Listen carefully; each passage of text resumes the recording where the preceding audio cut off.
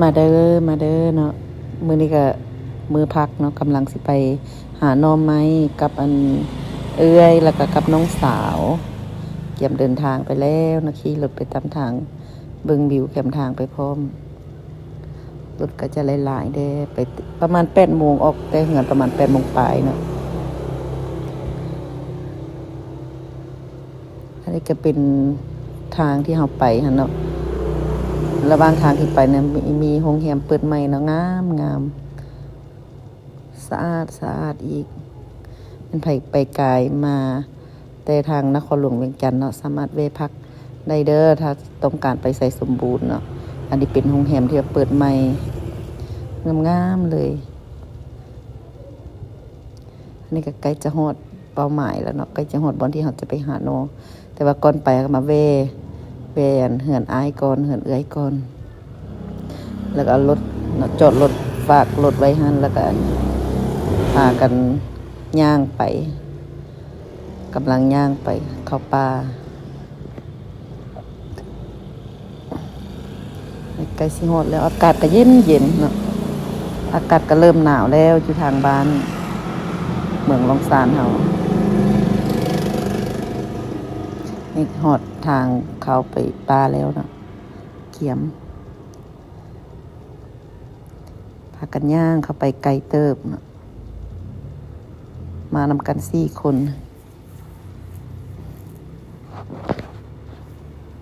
อันนี้ก็เป็นนาของแม่เนาะแต่ว่าปีนี้บ่ได้เฮ็ดเพราะมันบ่ค่อยงามก็เลยบ่เฮ็ดก็ยังพากันย่างไปโตไปอีกเข้าไปในเนาะไก่เติบได้ย่างมานี่ก็เมื่อยเติบอยู่นี่เข้ามานี่ก็จะเป็นสวนยาง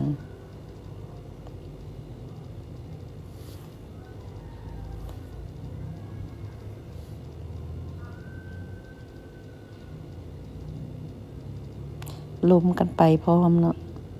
อันนี้ก็ภาคเสียงครั้งแรกก็บ่ฮู้ว่าจะมาเล่าแนวใดเนาะจะมาเล่าให้แนวใดให้ฟังจึงสิม่วนมีแต่เบิ่งให้จบอันนี้เป็นสวนยางของไทบ้านนี้เนาะพากันเข้ามาหาอยู่ในสวนยางนี่แหละปลาโนหลายจะเป็นโนไม้สดย่างกันไปลมกันไปก็ม่วนอีกแบบเลยพวกเจ้า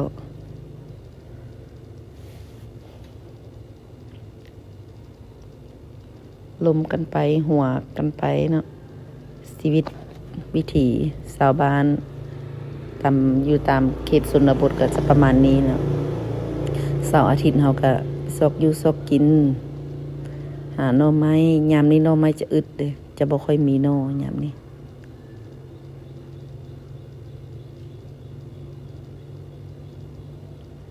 ตื่นแล้วก็มีแต่ถูเคลแปรงฟันแล้วก็มาหน้าก็บ่ได้ล้างน้ำบ่ได้อาบเข้าป่าหาหน่อก่อน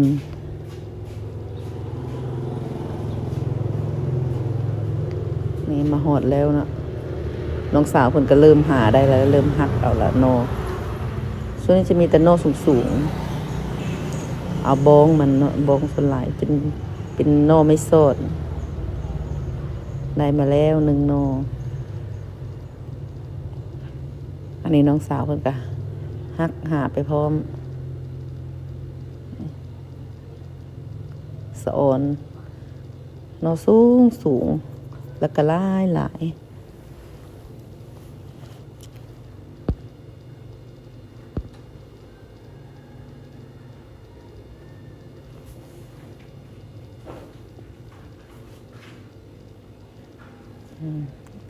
จับกองไปเด้เนาะหักไปเด้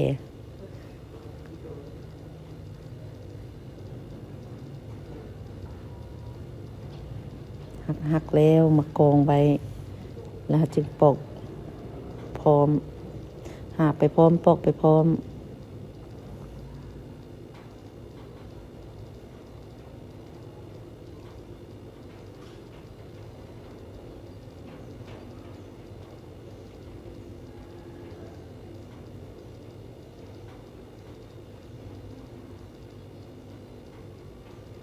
หน่อไม้ก็จะยาวๆประมาณนี้เลยแล้วก็มาปอกเอาบองมัน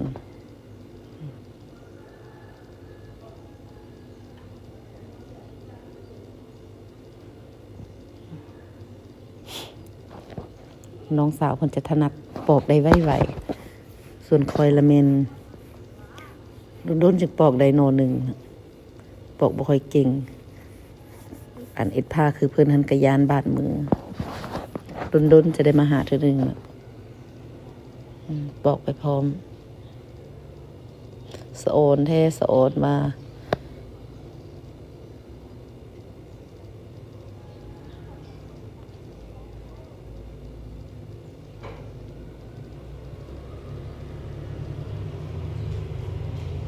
มีดก็บ่ค่อยเข้ามีดก็ได้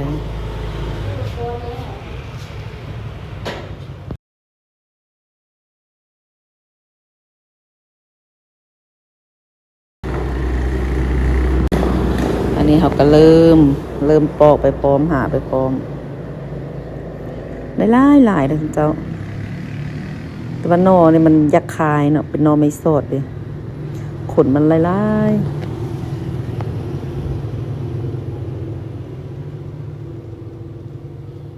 ผ้าแบบนี้แหละบ่ค่อยเพ่นยันมีดบาดมือ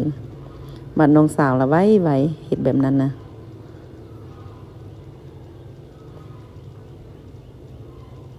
ปอกกันไปลมกันไป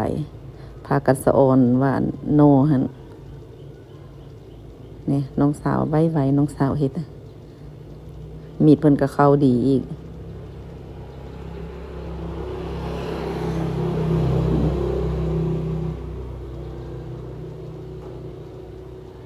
ปอกอยู่บนนี้มืดแล้วก็จึงไปหาอีกไปหาสุมไม้ต่อไปแล้วก็นั่งปอกไปพร้อมแต่บองใหญ่ๆเลยนอบางใหญ่ๆ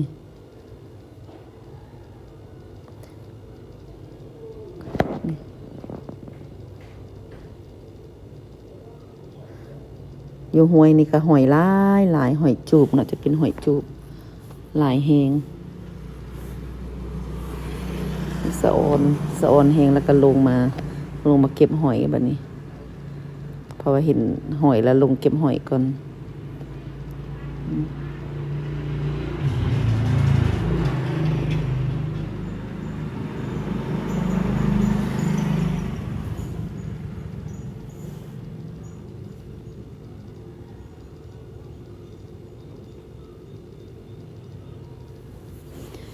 เก็บหอยไปพร้อมสะโอนไปพร้อม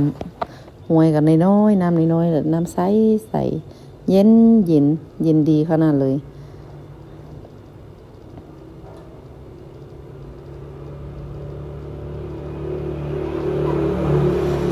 น้ำนะสะโอนน้ำแต่ก็ยังเหงือกตีนเลยเนาะเพราะว่ามันจะมีกิ่งไม้ใบไม้แห้งหลายๆนะอยู่ในน้ำนะยานมันบาด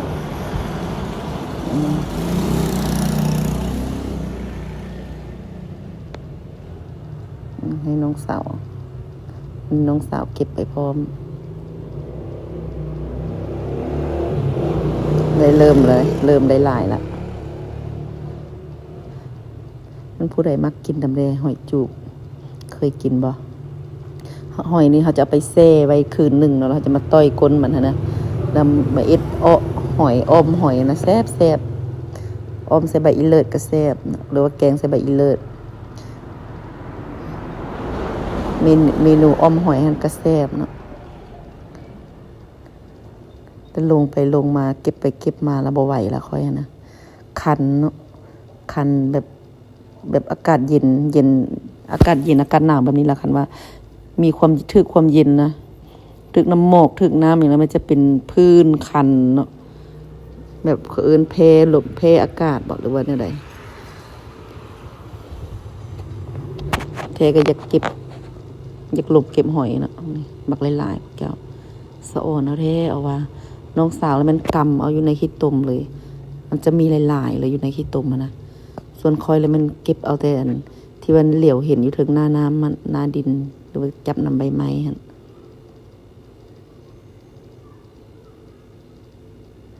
มักหลายๆหอยหมดเลยคันบ่เบิ่งดีก็จะบ่ค่อยเห็นนะคิดว่าเป็นใบไม้เนาะเพราะเป็นสีเดียวกับใบไม้เลย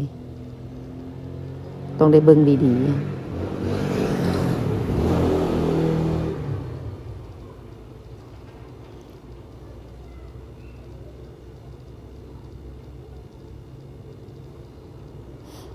ะออนแห้ง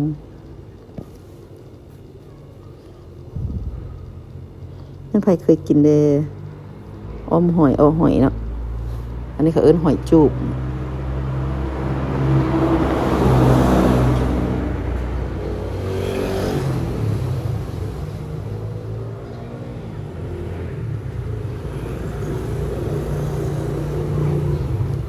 เก็บไปเก็บมากะ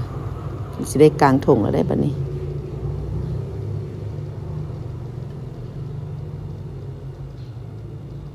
ลงน้ำดุดแล้วก็เริ่มคันแล้วบัดนี้บ่ไหวละให้น้องสาวเก็บเองบัดนี้ ขอขึ้นมาก่อน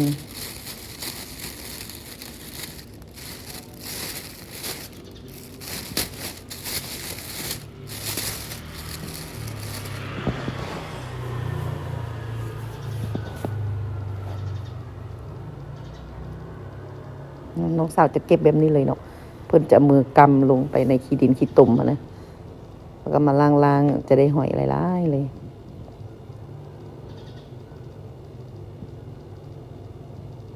ส่วนค่อยแล้วค่อยๆเก็บเอาอยู่หน้าน้ำ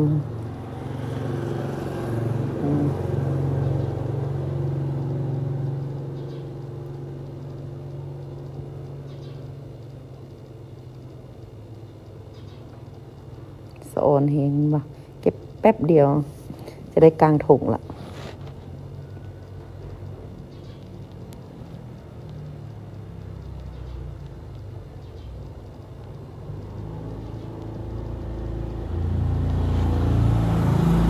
เบิ่งคลิปให้จบเด้อ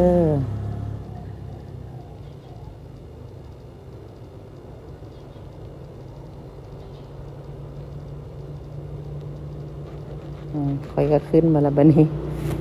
ขึ้นมาไปล้างมือล้างขา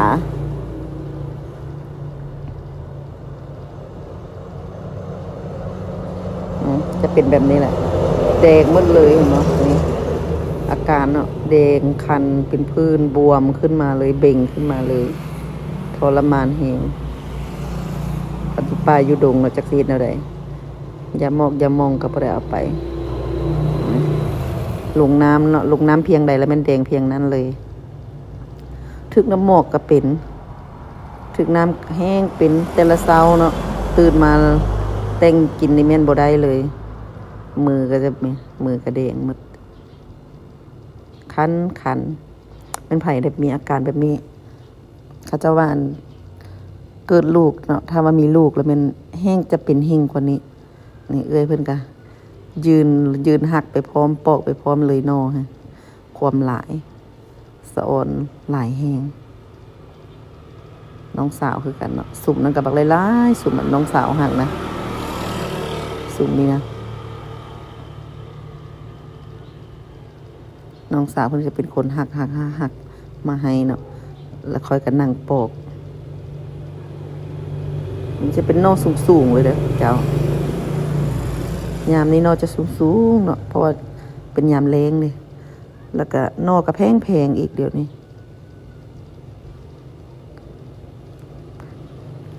ความเพิ่นขายเพลงเนาะสมพอเพิ่นขายเพลงเพราะว่า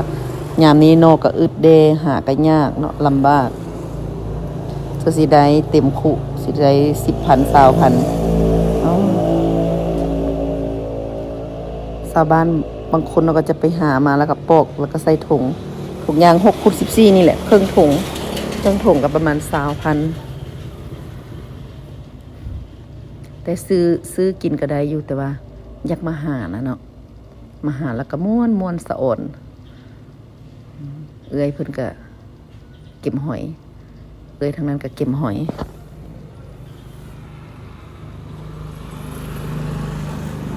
เพิ่นก็ได้บักหลายๆเลยหอยนะเพิ่นก็งมเก็บหอยไปพร้อมเพิ่นก็ได้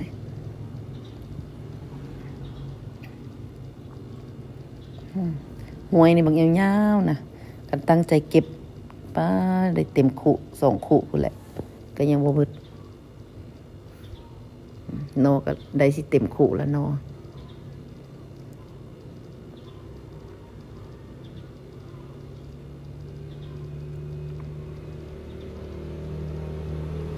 นอกก็เต็มหอยก็ได้เกือบเต็มถุงตั้งบ่เก็บซื้อๆเนาะหอยก็ได้ตั้งเก็บเอาแต่ซ้ำนั้น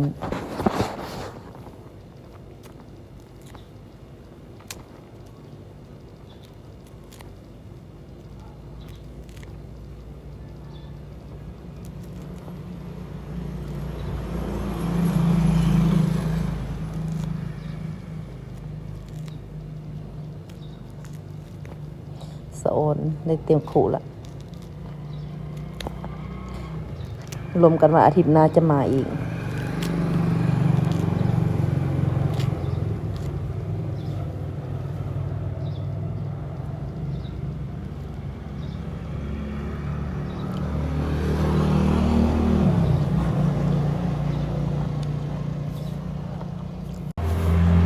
สุดท้ายเลยอัน